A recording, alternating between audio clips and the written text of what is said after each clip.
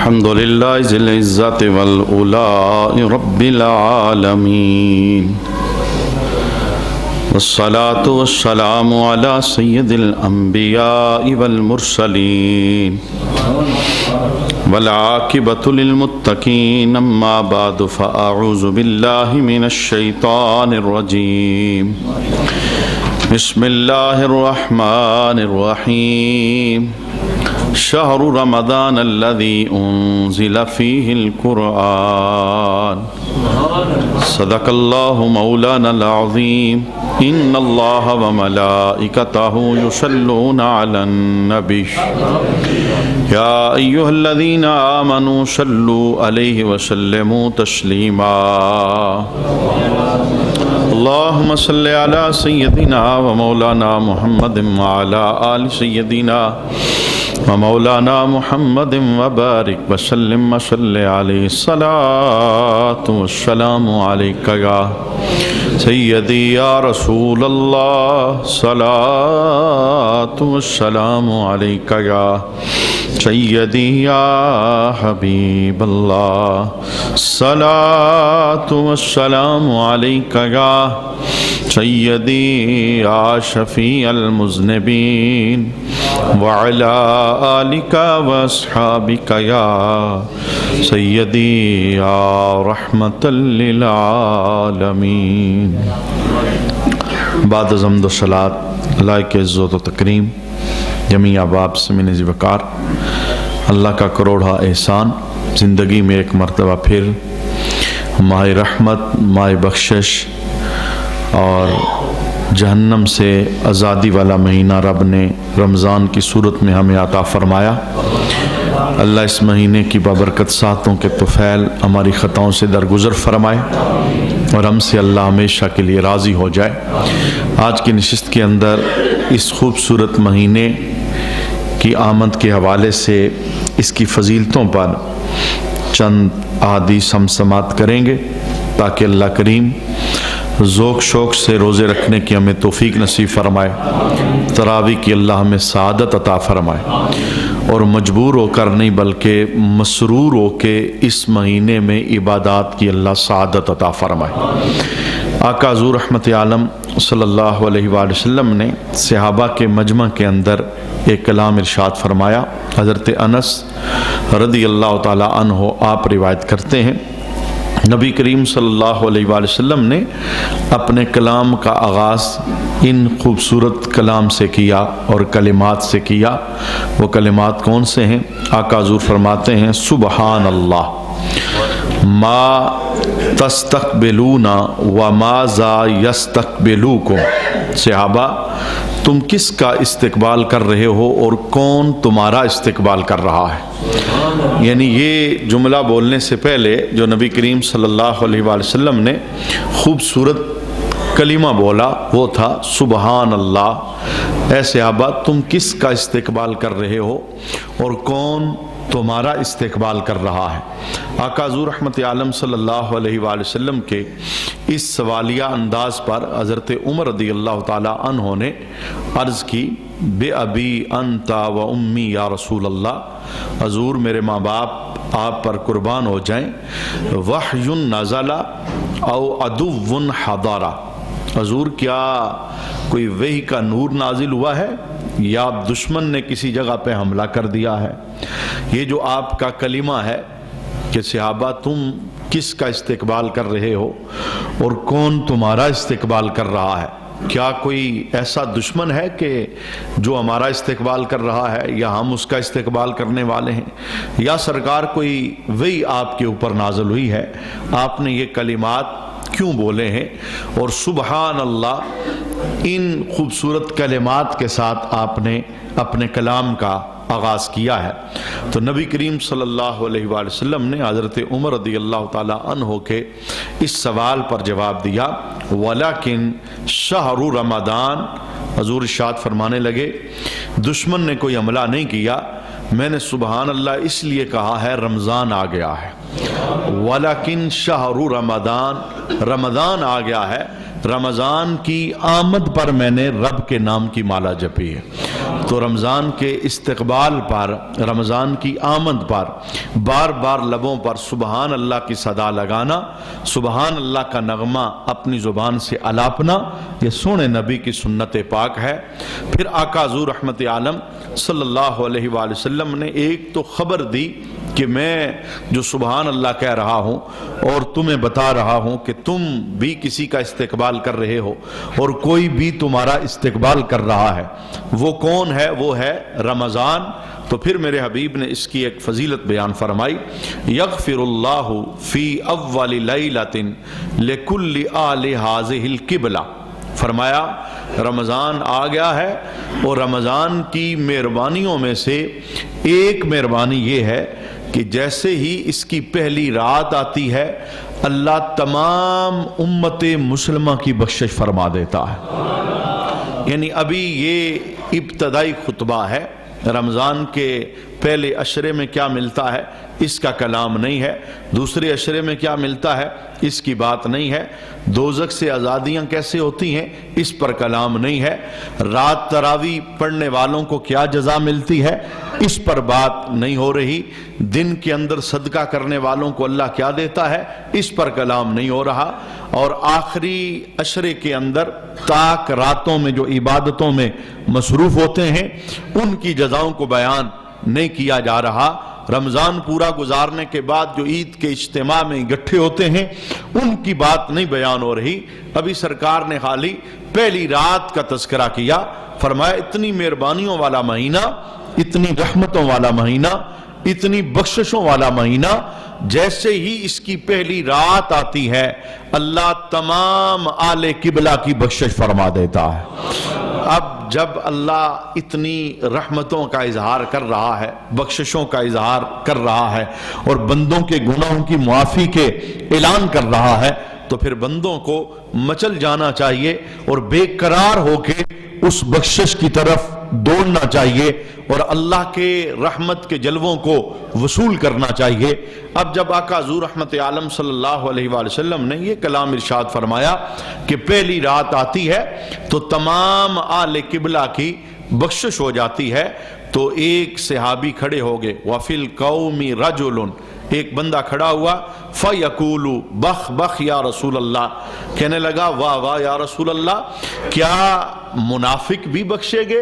چونکہ وہ بھی اسی قبلے کی طرف منہ کر کے نماز پڑھتے تھے، تو اس صحابی کو اس بات کے اوپر سمجھنے میں دقت پیش آئی کہ یا رسول اللہ یہ رمضان آ گیا ہے مہربانیاں لے کے اور آپ نے اعلان کیا ہے پہلی رات کے اندر آل قبلہ کی بخشش ہو جاتی ہے، رب رمضان کے صدقے انہیں معاف کر دیتا ہے، تو حضور کیا منافق جنہوں نے آپ کے خلاف دشمنی میں کوئی کسر نہیں چھوڑی کیا وہ بھی بخشے گے؟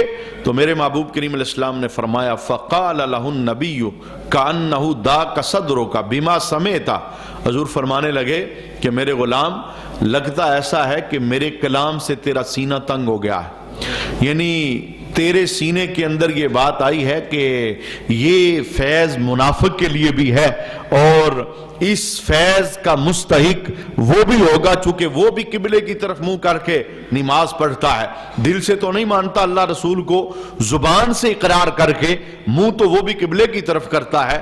تو اب آقا حضور رحمت عالم صلی اللہ علیہ وسلم نے فرمایا قال لا واللہ یا رسول اللہ، وہ صحابی عرض کرتے ہیں اللہ کی عزت کی قسم نہیں میرا دل تنگ نہیں ہوا، ذکرت المنافق، مجھے منافق یاد آ گئے کہ منافق تو بخشنے کے لائق ہی نہیں، انہوں نے جو کچھ آپ کے ساتھ کیا ہے اسلام کے ساتھ کیا ہے وہ تو اس قابل نہیں کہ ان کی بخشش کی جائے، اب نماز تو وہ بھی قبلے کی طرف منہ کر کے پڑھتے ہیں، تو کیا اس خوشخبری کے وہ بھی مستحق ہیں؟ تو میرے محبوب نے فرمایا المنافق کافر وَلَيْسَ فِي ذَلِكَ شَيْءٍ، فرمایا منافق اصل میں کافر ہی ہوتا ہے اور یہ جو بخشش کا نور ہے رب نے یہ مسلمانوں کو عطا فرمایا ہے، میری مراد آل قبلہ سے امت مسلمہ ہے، جو مسلمان ہیں کلمہ پڑھنے والے ہیں وہ اس حدیث کے مصداق ہیں کہ رمضان کی آمد پر اللہ کریم مسلمانوں پر اپنی رحمت معابی کرتا ہے اور اس رحمت معابی کا ایک حصہ رب اس صورت میں دیتا ہے کہ اللہ تمام اہل قبلہ کی بخشش فرما دیتا ہے۔ اللہ ان بخشش یافتہ لوگوں میں ہمارا نام شامل فرمائے۔ میں چونکہ ابھی ابتدا ہے، میں اس پر ایک اور حدیث بھی ساتھ جوڑ دینا چاہتا ہوں۔ حضرت جابر بن عبداللہ رضی اللہ تعالی عنہ آپ روایت کرتے ہیں، نبی کریم صلی اللہ علیہ وسلم نے فرمایا اوتیت امتی فی شہر رمضان خمسا لم یوتہن نبی قبلی، میری امت کو اللہ نے رمضان کے اندر 5 رحمتیں ایسی عطا فرمائی جو مجھ سے پہلے رب نے کسی بھی امت کو نہیں عطا فرمائی۔ یعنی یہ اعزاز میرے صدقے میں میری امت کو رب نے دیا ہے، اس سے پہلے کسی امت کو یہ اعزاز نہیں ملا۔ اچھا وہ کون سا ہے؟ چونکہ روزے پہلے بھی امتوں کے اندر موجود تھے، کینیڈور مختلف تھا، دورانیہ مختلف تھا، اور افطار اور سحر کے وہ جو قوانین تھے وہ مختلف تھے، لیکن روزے کی عبادت یہ پہلی امتوں کے اندر بھی موجود تھی۔ لیکن آقا حضور فرماتے ہیں 5 باتیں ایسی ہیں جو اللہ کریم نے رمضان کے اندر صرف امت محمدیہ کو عطا فرمائی ہیں، اس کے علاوہ رب نے کسی کو نہیں عطا فرمائی۔ ان 5 میں سے پہلی بات اذا کان اول لیلۃ من شہر رمضان نظر اللہ تعالی الیہ، فرمایا جب رمضان کی پہلی رات آتی ہے تو اللہ اپنے بندوں کی طرف نظر رحمت فرماتا ہے۔ یہ اس مہینے کی رحمتوں کی ایک نشانی ہے اور اس مہینے کے کرم کی ایک نشانی ہے۔ پہلی رات کی آمد ہوتی ہے تو اللہ اپنے بندوں کی طرف نظر رحمت فرماتا ہے، اور پھر آقا حضور نے اس نظر رحمت کا فیض بھی بیان فرمایا کہ رب بندوں کی طرف نظر رحمت کرے تو اس کا نتیجہ کیا نکلتا ہے؟ وَمَن نَظَرَ اللَّهُ إِلَيْهِ لَمْ يُعَذِّبْهُ أَبَدًا، فرمایا جس کی طرف رب نظر رحمت فرما دے رب اسے کبھی عذاب میں داخل نہیں فرمائے گا۔ یہی وجہ ہے، یہ بہت بڑی رحمت معابی ہے، جسے رمضان مل جائے اور اس کی بخشش نہ ہو، جسے رمضان مل جائے اور وہ رب کو راضی نہ کرے، جسے رمضان مل جائے وہ نامہ اعمال کی سیاہیوں کو ختم نہ کرے، یہ بہت بڑی بد نصیبی ہوگی۔ یہ تو خوش بختگی ہے کہ جیتے جی ایک مرتبہ پھر رب نے بخشش والا مہینہ عطا فرمایا ہے۔ یہ فیض پہلی رات کا ہے، پورے عشرے کا نہیں ہے، پورے مہینے کا نہیں ہے، ہر رات کا نہیں ہے، ہر دن کا نہیں ہے، ہر ساعت کا نہیں ہے۔ جب پہلی رات کا یہ عالم ہے تو بتاؤ 30 راتوں کا عالم کیا ہوگا؟ ایک رات کی بخشش کا یہ عالم رسول اللہ نے بیان فرمایا۔ میرے محبوب کریم علیہ السلام نے دوسری فضیلت بیان فرمائی، فرمایا یہ اللہ کریم نے میری امت کو عطا فرمائی ہے، میری امت کے علاوہ اس کائنات میں یہ فضیلت کسی کو میسر نہیں آئی۔ وہ کون سی ہے؟ وَأَمَّا الثَّانِيَةُ فَإِنَّ خُلُوفَ أَفْوَاهِهِمْ حِينَ يُمْسُونَ أَطْيَبُ عِندَ اللَّهِ مِنْ رِيحِ الْمِسْكِ، فرمایا جب شام کے ٹائم یہ روزہ افطار کرتے ہیں، دن بھر بھوکے پیاسے رہنے کی وجہ سے ان کا جب معدہ خالی ہوتا ہے تو ان کے منہ سے ایک خوشبو نکلتی ہے، کیونکہ میں اسے بو نہیں کہوں گا، حدیث نے اسے خوشبو کہا ہے۔ فرمایا جب یہ سمیل، جب یہ بو اس کے معدے سے منہ کے ذریعے نکلتی ہے، چونکہ اس نے روزے کی حالت کے اندر دن گزارا ہے، بھوک کے اندر رب کی مان کر، پیاس کے اندر رب کی مان کر، تو فرمایا جو شام کے لمحات ہوتے ہیں یہ جو خوشبوئیں اس کے منہ سے نکل رہی ہوتی ہیں رب کے دربار میں یہ کستوری اور مس سے زیادہ درجہ رکھتے ہیں۔ یعنی اللہ اس معدے سے نکلنے والی اس آواز سے بھی پیار کرتا ہے کہ رب کے بندے نے رب کی مان کر پورا دن گزارا ہے۔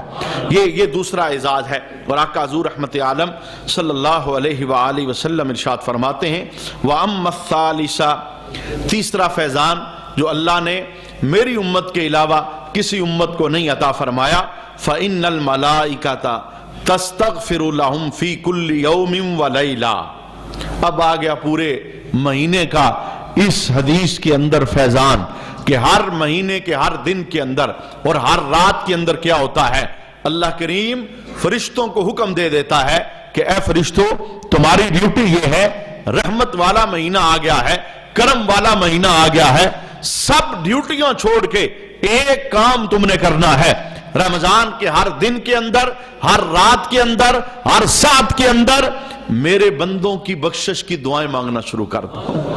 یہ کتنی رحمت معابی ہے. اگر ہم اسے محسوس کر سکیں اور ہم اسے سینے کے اندر سمو سکیں. ہم گلی کے کونے سے گزر رہے ہیں, بخشش کی دعائیں ہو رہی ہیں. ہم بستر پر موجود ہیں, بخشش کی دعائیں ہو رہی ہیں. ہم دکان پہ بیٹھے ہیں, بخشش کی دعائیں ہو رہی ہیں. یہ کس وجہ سے رب نے اعزاز دیا ہے؟ اور کنز المال کی حدیث بڑی خوبصورت ہے کہ اللہ اس مہینے کے اندر تمام ڈیوٹیوں سے فرشتوں کو اٹھا دیتا ہے. یعنی وہ فرشتے جو قیام میں کھڑے رب کی عبادت میں مصروف تھے, وہ جو رکوع میں تھے, وہ جو سجدے میں تھے, وہ جو تسبیحاں رب کے نام کی وہ لگا رہے تھے, رب ان کی ڈیوٹی رمضان کے اندر ختم کر دیتا ہے. رب کہتا ہے اے تسبیح پڑھنے والو, میرا نام لینے والو, قیام رکوع اور سجدے میں رہنے والو, اب یہ کام ختم کرو, چونکہ رمضان آ گیا ہے, سارے مل کے میرے بندوں کی بخشش کی دعائیں مانگو. وہ رب جو بخشنا چاہتا ہے وہ خود دعائیں منگوا رہا ہے, اور منگوا کن سے رہا ہے؟ جن کی زندگی میں گناہ نہیں. فرشتے ہیں نا, پاکیزہ مخلوق ہے اللہ کی, وہ دعائیں مانگتے ہیں. اور دوسرا فیض میں اسی کے ساتھ جوڑنا چاہتا ہوں, صرف فرشتے دعائیں نہیں مانگتے. رمضان کے روزہ دار کے لیے مبارک ہو جائے, زندگی پھر پلٹ کے دوبارہ نہیں آتی. جو قبروں میں لیٹے ہیں انہیں کہو نا آج واپس آ جائیں, آ کے روزہ رکھیں, وہ نہیں آ سکیں گے, اس لیے کہ جو جا چکا ہے وہ کبھی واپس پلٹ کے نہیں آتا. اور وہاں کیا ہے؟ ہمارے لیے پردہ ہے. اگر ہم وہ دیکھ لیتے تو ہم کبھی کسی عبادت سے چھٹی نہ مانگتے اور غفلت کے اندر نہ اترتے. حضور مولا کائنات حضرت علی المرتضیٰ آپ ارشاد فرماتے تھے, قبروں میں لیٹے ہوئے جو بندے ہیں ان کی بابت آپ یہ جملہ بولتے تھے. آپ فرماتے تھے جو ہم زندہ ہیں, ہم سو رہے ہیں, اور ہم اٹھیں گے تب جب مریں گے. ابھی ہمارے اوپر غفلت کی چادر ہے, ہمیں نہیں سمجھ آ رہی کہ ہم نے دنیا کے اندر اپنے آپ کو کیوں رکھا ہوا ہے, آمد کا مقصد کیا تھا. ہم اٹھیں گے تب جب مریں گے, لیکن تب اٹھنے کا کوئی فائدہ نہیں. لہٰذا ہمیں اٹھنا چاہیے. کسی بھی معمولی اور بیماری یا کسی اور معمولی مجبوری کی وجہ سے فرض روزے کا ترک نہیں کرنا. ذرا سنیے روزہ دار کی رحمت معابی کیا ہے. روزہ دار کے لیے کہاں کہاں کیسے کیسے اللہ اہتمام کرتا ہے. میرے ابھی فرماتے ہیں کہ سمندر کے اندر مچھلیوں کو بھی رب حکم دیتا ہے کہ روزہ دار کی بخشش کی دعائیں مانگو. یہ کائنات کے اندر جو اللہ نے مخلوق پیدا کی ہے, یہ ساری اللہ رب العالمین کا حکم ماننے والی مخلوق ہے. تو مچھلیاں بھی روزہ دار کی بخشش کے لیے دعائیں مانگتی ہیں. لہٰذا میں نے سر دست یہی جملہ بولنا چاہا. مال و دولت اللہ نے عطا کیا ہے, تو مال و دولت کا یہ معنی نہیں کہ 30 دن روزے چھوڑ دیے جائیں اور آخر میں فدیہ دے دیا جائے. یہ غلط بات لوگوں کے ذہن میں بیٹھ گئی. فدیہ ہر بندے کا قابل قبول نہیں ہے کہ خالی دولت ہے تو بندہ کہے جی سر میں درد ہے میں روزہ نہیں رکھ رہا, آج بلڈ پریشر ذرا ہائی ہو گیا میں روزہ چھوڑ رہا ہوں, ذرا شوگر میری میں بلکہ یہ کہنا چاہتا ہوں سونے نبی کا سونا جملہ سکھیے. اور یہ جتنے شیطان کے بچھائے ہوئے جال ہیں جو 11 مہینے وہ بچھاتا رہا, اور اس کا اثر رمضان میں بھی رہتا ہے کہ تجھے یہ ہو جائے گا, تجھے یہ ہو جائے گا. سونے نبی کا جملہ سنیے, میرے حبیب کیا فرماتے ہیں, سومو تصحو, فرمایا روزہ رکھو رب تمہیں صحت عطا فرمائے گا. تم بیماری کے ڈر کی وجہ سے روزہ چھوڑ رہے ہو کہ یہ بیماری ہے بڑھ جائے گی, میرے حبیب کہتے ہیں روزہ رکھو. اور کتنے بلڈ پریشر والے ایسے تھے جنہوں نے کہا پہلے بلڈ پریشر بڑا ہائی رہتا تھا, روزہ رکھا ہے تو مینٹین ہوا ہے. کتنے شوگر والے ایسے تھے کہہ رہے تھے 500 سے نیچے شوگر نہیں آتی تھی, روزہ رکھا ہے تو بالکل اعتدال آ گیا ہے. میں کہتا ہوں جب سونے نبی کی زبان سے جملہ نکل گیا ہے کہ بیماریوں کو ختم کرنے کے لیے رب نے روزے کو بھجوایا ہے, یہ روزہ بندے کو بیمار نہیں کرتا. یہ جملہ میں نے اس لیے بولنا چاہا, صرف ایک بندے کا فدیہ قابل قبول ہے, وہ ہے شیخ فانی جس کی عمر 100 سال کے قریب ہو چکی ہے, ہڈیوں سے گودا ختم ہو چکا ہے, اٹھ نہیں سکتا, چل نہیں سکتا, بھوک پیاس برداشت نہیں ہوتی, اب کبھی صحت یاب دوبارہ نہیں ہوگا. کوئی اس کنڈیشن والا ہو تو وہ روزہ رکھے. لیکن جناب ابھی 2 دن پہلے 90 سال میرے 90 سال عمر رکھنے والے ایک مقتدی ہیں جو واکر کے سہارے چلتے ہیں, اور وہ بتا رہے ہیں میں تو ایک روزہ بھی نہیں چھوڑوں گا. جنہیں رخصت ہے وہ تو کہتے ہیں ہم رکھیں گے, اور جنہیں رخصت نہیں ہے وہ رخصت لینے کی کوشش کر رہے ہیں. تو میں نے کہا یہ فیض روزہ داروں کے لیے ہے، بے روزے کے لیے نہیں. جو روزہ توڑنے والا ہے، روزہ چھوڑنے والا ہے، بغاوت کرنے والا ہے، رب دینا چاہتا ہے، یہ لینا نہیں چاہتا. رب بخشنا چاہتا ہے، یہ بخشش کروانا نہیں چاہتا. سرے عام چھپ کے اور بند خانوں کے اندر یہ روزے کو توڑ کر رب کی ناراضگی کو مول لیتا ہے. میرے ابھی فرماتے ہیں رب مچھلیوں کو بھی حکم دیتا ہے روزہ داروں کی بخشش کی دعاؤں کرو. یہ تیسرا فیض ہے. اور آقا حضور رحمت عالم صلی اللہ علیہ وآلہ وسلم نے چوتھا فیض بھی بیان فرمایا. فَإِنَّ اللَّهَ تَعَالَى يَعْمُرُ جَنَّتَهُ، اللہ جنت کو حکم دیتا ہے. فَيَقُولُ لَهَا، ارشاد فرماتا ہے اِسْتَعِدِّي وَتَزَيَّنِي لِعِبَادِي، اللہ جنت کو حکم دیتا ہے اے جنت اپنی سجاوٹ میں مزید اضافہ کر، اپنی خوبصورتی مزید بڑھا دے. کس کے لیے؟ لعبادی، میرے بندوں کے لیے. یہ کب حکم ہوتا ہے؟ جیسے ہی رمضان آتا ہے. جنت پہلے بڑی سونی ہے، بڑی سجی ہے، ایسی ایسی نعمتیں ہیں جو کسی آنکھ نے دیکھی نہیں، اور ایسے ایسے جنت کے اندر اعزازات ہیں جو کسی کان نے سنے نہیں. لیکن پھر بھی رب ہر رمضان کی آمد پر جنت کو ارادہ سے حکم دیتا ہے اے جنت اپنی سجاوٹ میں اضافہ کر، اپنی خوبصورتی بڑھا دے. کس لیے؟ لعبادی، میرے روزہ دار بندوں کے لیے. اچھا کیا ہوگا؟ اوشکو ان یستریہو من تاب الدنیا الی الداری وکرامتی، جب میرے روزہ دار بندے دنیا کی تکالیف سے گزر کر، بھوک پیاس برداشت کر کے، عبادتوں پہ صبر کر کے، میری مان کے زندگی گزار کے آئیں گے تو اے جنت تیرے اندر داخل کر کے ساری ان کی تکلیفیں ختم فرما دوں گا. تو یہ بہت بڑا اعزاز ہے. جنت کو سجانے کا رب حکم عطا فرماتا ہے. اور پانچواں فیض میرے ابھی فرماتے ہیں کہ اس امت کو اللہ نے رمضان کی صورت میں عطا فرمایا، اس سے پہلے کسی امت کو نہیں ملا. وہ کون سا ہے؟ وَأَمَّا الْخَامِسَ فَإِنَّهُ إِذَا كَانَ آخِرُ لَيْلَ غَفَرَ لَهُمْ جَمِيعًا. فرمایا جب رمضان کی آخری رات آتی ہے تو رمضان کے برکت والے مہینے کے طفیل اللہ سارے مسلمانوں کی بخشش کر دیتا ہے. دیکھیں ہمیں اپنا برتن تو کھولنا چاہیے نا، ہمیں اپنے آپ کو ایسا تو منانا چاہیے نا. مسلمانوں کا کیا شروع سے وتیرہ نہیں ہے کہ رمضان کی پہلی 4 5 6 7 8 بہانے وہ بڑے ذوق شوق سے مساجد کی طرف آتے ہیں پھر غائب ہو جاتے ہیں. دیکھیے جو لوگ رحمت کے لیے اپنے دل کی کھڑکی کو بند کر دیتے ہیں، رحمت تو برستی رہتی ہے، وہ حصہ نہیں پا سکتے. جو باغی ہوتے ہیں، مجرم ہوتے ہیں، رب سے دور رہ کے زندگی بسر کرتے ہیں، رحمت تو برس رہی ہوتی ہے لیکن وہ حصہ وصول نہیں کر سکتے. رحمت کا سامن اسے ہی ملے گا جو دامن کھول کے بیٹھے گا. تو یہ دامن کھولنے والا مہینہ ہے. روزے رکھیے، شوق سے تراویح پڑھیے، قرآن کی تلاوت کیجئے، تہجد کی عادت لائیے، اشراق چاشت پڑھیے، اوابین کے نفل پڑھیے، درود کی تسبیح پڑھیے، استغفار کے نغمے الاپیے، اپنی زبان سے رب کا ذکر کیجئے، آنکھوں سے برسات آنسوؤں کی گناہ یاد کر کے جاری کیجئے. یہ وہ رحمت معاب عمل ہیں جو عمل سونے نبی نے سونے سے صحابہ کو عطا فرمائے تھا. ان کا طریقہ کار یہی تھا. آئیے میں ایک اور حدیث بھی آپ کے سامنے پیش کر دیتا ہوں. اور یہ حدیث پیش کرنے کا مقصد میرا یہی تھا کہ رمضان میں ذوق شوق میں مزید اضافہ ہو. ہم مجبور ہو کے رمضان نہ گزاریں بلکہ ہم مسلمان ہیں مسرور ہو کے رمضان گزاریں. کون رمضان کو بوجھ سمجھتا ہے؟ آئیے حدیث کے جملے پڑھ لیجئے. اگر کسی کے دل پر اس طرح کا کوئی بوجھ طاری ہوتا ہے کہ اب رمضان آ گیا ہے، بڑی پابندیاں لگ گئی ہیں، اب میں کیا کروں گا، اب میں کیسے نبھاؤں گا، تو اسے ذرا اپنا ایمانی لیول چیک کرنا چاہیے. میں نہیں بیان کر رہا، اللہ کے حبیب نے بیان کیا ہے. ابو ہریرہ روایت کرتے ہیں، میرے حبیب فرماتے ہیں ما مر علی المسلمین شہر خیر لہم منہ.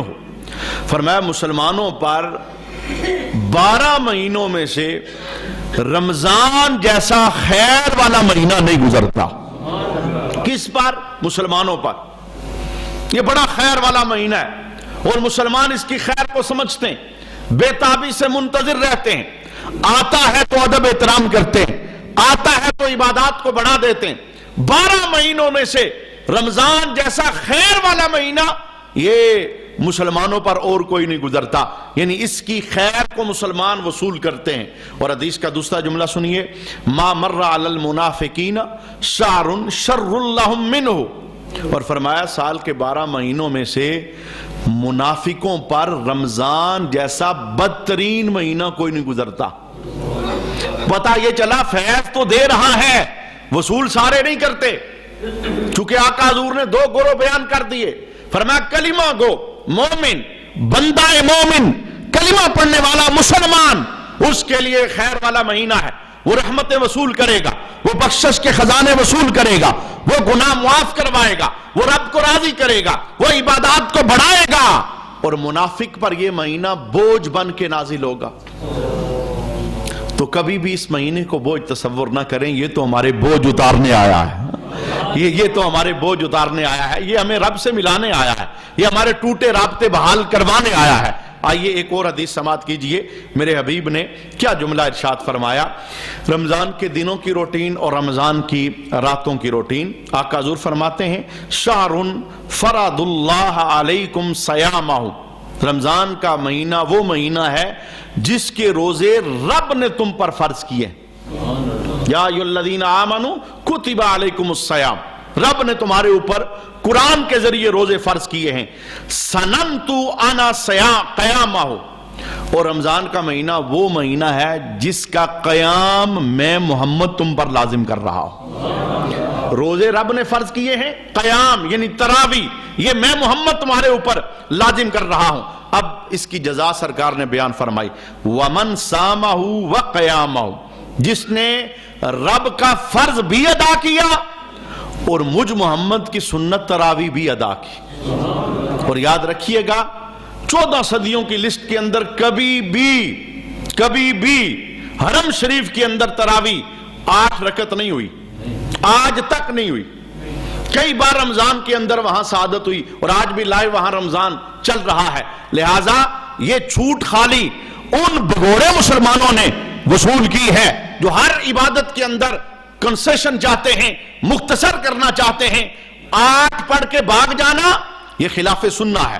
میرے حبیب کیا کہتے ہیں، میں نے قیام سنت تمہارے اوپر کیا ہے، اور وہ قیام سنت کیا ہے، 20 رکعت تراویح ادا کرنا، 8 نہیں 20 رکعت۔ یہ اپنے جوانوں کو بتائیے، بچوں کو بتائیے، 8 رکعت کے بعد جو مساجد میں سے ایک صف غائب ہو جاتی ہے اس میں بگوڑے جوان ہوتے ہیں، بزرگ تو نہیں، وہ تو نفل بھی پڑھ کے جاتے ہیں۔ لہٰذا میں کہتا ہوں ایک بندہ جناب اتنی محنت کر کے اللہ کے گھر میں آیا ہے اور اس نے سونے نبی کی سنت ہی ادا نہیں کی، بھئی گھر سے ہی نہ اگر تو اسے بہت تصور کرتا ہے اور تجھے دقت محسوس ہوتی ہے، یا پھر اس طرف چلا جا جہاں کوئی 8 کی کنسیشن تیرے پاس موجود ہے۔ مسلمانوں کی مساجد میں آ کر انتشار کی ضرورت نہیں ہے، جہاں پر 20 اگر حرم میں آج 20 ہو رہی ہیں اور انہیں شبہ نہیں پڑا کہ 8 سنت ہیں، تو 14 صدیوں بعد تمہیں کیسے شبہ آ رہا ہے؟ تو میرے حبیب کی سنت کیا ہے؟ آپ سنیے ذرا جزا کیا ہے۔ اللہ کے حبیب کیا فرماتے ہیں، وَمَنْ سَامَهُ وَقَيَامَهُ، جس نے دن کا روزہ رکھا، رات کی تراویح کی سنت بھی ادا کی، ایمانًا وَاحْتِسَابًا، ایمان اور ثواب کے ساتھ، تو اسے جزا کیا ملے گی، خَرَجَ مِنْ ذُنُوبِهِ كَيَوْمٍ وَلَدَتْهُ أُمُّهُ، فرمایا اللہ اس کے جسم سے گناہ ایسے نکال دے گا جیسے آج ہی ماں کے بطن سے پیدا ہوا ہے۔ کتنی بڑی رحمت ماں بھی ہے جناب۔ یہ فضیلت تو حج کی ہے، 14 لاکھ روپیہ لگا کے جاؤ، یہ فضیلت وہاں میسر آئے گی اگر حج مقبول ہو گیا۔ اور وہی فیض اللہ رمضان میں دے رہا ہے، اے دنوں کا روزہ رکھنے والو، رات کے اندر تراویح ادا کرنے والو، نبی کی سنت بھی ادا کرو، رب کا حکم فرض مان کے روزہ بھی رکھو۔ فرمایا اس طرح اگر تم نے پورا رمضان گزار دیا ذوق شوق کے ساتھ، جب آخری ساتیں آئیں گی فضیلت اللہ کے حبیب بیان فرما رہے ہیں، وہ فضیلت کیا ہے؟ فرمایا فضیلت یہ ہے تو ایسے ہو جائے گا جیسے آج ہی ماں کے بطن سے پیدا ہوا ہے۔ اللہ تیرے گناہوں کو معاف فرما دے گا۔ میں ایک اور حدیث بھی آپ کے سامنے پڑھنا چاہتا ہوں۔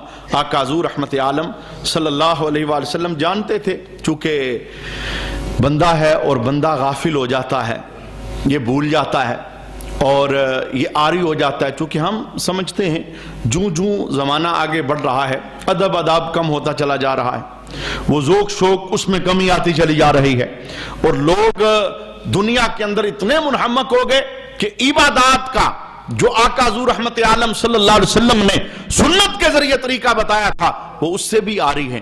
تو آقا حضور یہ بھی جانتے تھے رمضان کی عظمت نہیں سمجھیں گے، بھول جائیں گے، غافل ہو جائیں گے، تو سرکار نے ایک جملہ بولا، ذرا جملہ سنیے، وہ جملہ کیا ہے؟ حضرت ابو مسعود غفاری رضی اللہ تعالی عنہ آپ روایت کرتے ہیں، آقا حضور رحمت عالم صلی اللہ علیہ وسلم نے کیا فرمایا؟ سمعت رسول اللہ صلی اللہ علیہ وسلم ذات یوم، کہتے ہیں میں نے ایک دن نبی کریم صلی اللہ علیہ وآلہ وسلم کو فرماتے ہوئے سنا، لو یعلم العباد ما رمضان، اگر بندے جان لیتے کہ رمضان میں کیا ہے۔ میں نے اتنا کچھ بیان کیا ہے، سرکار فرماتے ہیں، پر یہ نہیں جان سکتے۔ فضیلتیں میں نے بہت ساری بیان کی ہیں، لیکن پھر بھی جو رمضان میں ہے انہیں نہیں پتا، اگر یہ جان لیتے تو کیا کرتے؟ ذرا حدیث کے جملے سنیے، میرے حبیب کیا فرماتے ہیں؟ لَتَمَنَّتْ أُمَّتِي أَن يَكُونَ سَنَةَ كُلَّهَا، فرمایا اگر میری امت جان لیتی نا کہ رمضان کیا ہے تو یہ تمنا کرتی ربا پورا سال ہی رمضان بنا دے۔ منع انہیں پتہ ہی نہیں کہ رمضان دیتا کیا ہے، پردہ ہے نا سارا، ہمیں اس پردے کے غلاف سے باہر ہم دنیا کے اندر نکل نہیں سکتے، ہم نے سب کچھ ماننا ہے، غیب پر ایمان رکھنا ہے۔ اگر ہمیں پتا چل جاتا ہے رمضان نوازتا کیسے، عطا کیسے کرتا ہے، بخشش کیسے دیتا ہے، رب راضی کیسے ہوتا ہے، اگر یہ پتا ہوتا تو میری امت تمنا کرتی کاش پورا سال ہی رمضان رہتا۔ جناب میں کہتا ہوں سال بھر رمضان تو نہیں ہے، رمضان تو اب ایک مہینہ ہی ہے جو فرض ہو گیا، اس سے آگے پیچھے نہیں ہو سکتا، شریعت مکمل ہو چکی ہے، تو اس ایک مہینے کو اس طرح گزاریے جس طرح آمنہ کا لال جاتا ہے۔ ہر وہ کام، میرے محبوب کریم علیہ السلام کی ایک اور حدیث بھی ہے، آقا حضور رحمت عالم صلی اللہ علیہ وسلم کا اس فرمان کو حضرت عمر روایت کرتے ہیں، نبی کریم صلی اللہ علیہ وسلم نے فرمایا ذاکر اللہ فی رمضان یغفر لہ، فرمایا جو رمضان میں اللہ کا ذکر کرتا ہے بخشش رب اسے عطا فرماتا ہے۔ ذکر تو ساری زندگی کا عنوان ہے، لیکن دیکھیں یہ بخشش کے بہانے، یہ سبحان اللہ کی صدا، یہ اللہ کا ذکر ہی ہے، یہ الحمدللہ، یہ اللہ اکبر، یہ لا الہ الا اللہ، یہ اللہ کے نام کی تسبیح، یہ نمازوں کے بعد، یہ تراویح کے بعد، یہ سارا رب کا ذکر ہے، یہ صبح قرآن، یہ شام قرآن، یہ تہجد کے ٹائم اٹھنا، یہ رب کے دربار میں سجدے، یہ سب کچھ اللہ کا ذکر ہے۔ فرمایا جو بندہ رمضان میں ذکر کرتا ہے اللہ فرماتا ہے میں بدلے میں اس کے گناہوں کو معاف فرما دیتا ہوں۔ اب دوسری ذرا سنیے، اور پھر حدیث کے اندر میرے حبیب نے اس چیز کو بھی بیان فرمایا، فرمایا دو چیزیں ایسی ہیں جن سے تم رب راضی کرو گے۔ رمضان میں دو چیزیں ایسی ہیں جن سے تم رب راضی کرو گے، ایک کیا ہے؟ کثرت سے استغفار کرنا، استغفر اللہ، یہ ایسا سونا وظیفہ ہے کہ نبی کریم صلی اللہ علیہ وسلم فرماتے ہیں کہ میں نبی ہو کے ہر دن 70 مرتبہ استغفار کرتا ہوں۔ اور دوسری چیز فرمایا جس سے تم رب کو راضی کرو گے وہ ہے کثرت سے لا الہ الا اللہ کا ذکر کرنا۔ تو اللہ کا ذکر یہ گناہوں کی معافی کا ذریعہ ہے۔ اور حدیث کا دوسرا جملہ کیا ہے؟ وَسَائِلُ اللَّهَ فِي لَا يُخَيَّبُ، فرمایا رمضان میں اللہ کے دربار کے اندر جو مانگنے والے لوگ ہیں، دعائیں، التجائیں اور اپنی حاجتیں، فرمایا رمضان کے صدقے میں رب کسی مانگنے والے کو خالی نہیں لٹاتا۔ اب دیکھیں نا، جس رب نے دینا ہے وہ خود کہہ رہا ہے آؤ مانگو مجھ سے، دین کے متعلق چاہیے، دنیا کے متعلق چاہیے، قبر کے متعلق چاہیے، موت کے متعلق چاہیے، جس معاملے میں مانگو گے میں سائلوں کو خالی نہیں لٹاتا، میں رمضان کے صدقے میں ہر سوالی کے سوال کو پورا کر دیتا ہوں۔ آخری حدیث سماعت کیجئے، میرے محبوب کریم علیہ السلام نے رمضان شریف کی فضیلتوں کو بیان کرتے ہوئے حضرت انس روایت کرتے ہیں، آقا حضور سے سوال کیا گیا ایو صدقۃ افضل، حضور صدقے میں سے سب سے فضیلت والا صدقہ کون سا ہے؟ تو نبی کریم صلی اللہ علیہ وسلم نے فرمایا صدقہ فی رمضان، فرمایا وہ صدقہ جو رمضان کے اندر ادا کیا جائے۔ چونکہ اس رمضان کے اندر نفل کا ثواب فرض کے برابر اور فرض کا اجر 70 گنا رب بڑھا دیتا ہے. یہ کتنا نیکیوں کا ریٹ بڑھ جاتا ہے، ہماری سوچوں سے بھی باہر ہے. اللہ کریم ہمیں رمضان کی برکتوں سے سب کو فائدہ لینے کی توفیق عطا فرمائے اور اس رمضان کو اللہ ہماری بخششوں کا ذریعہ بنائے.